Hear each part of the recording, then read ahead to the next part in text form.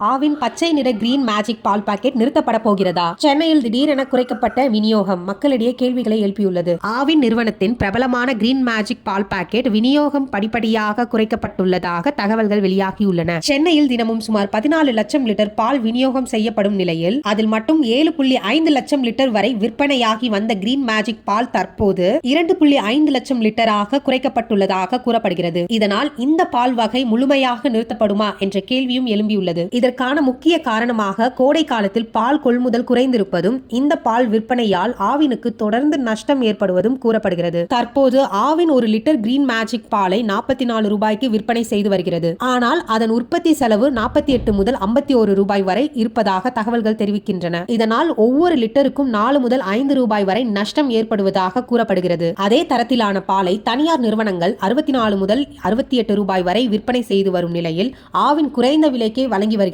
மேலும் கொழுப்பு சத்து அளவை பராமரிக்க வெளிச்சந்தையிலிருந்து வெண்ணெய் வாங்க வேண்டிய கட்டாயமும் ஆவினுக்கு இருப்பதாக கூறப்படுகிறது. இதற்காக மாதந்தோறும் 65 முதல் 75 கோடி ரூபாய் வரை கூடுதல் செலவு ஏற்படுவதாக தகவல்கள் தெரிவிக்கின்றன. இதனால் கிரீன் மேஜிக் பால் விநியோகம் தொடருமா அல்லது முழுமையாக நிறுத்தப்படுமா என்பது குறித்து விரைவில் அதிகாரப்பூர்வ அறிவிப்பு வெளியாகும் என எதிர்பார்க்கப்படுகிறது.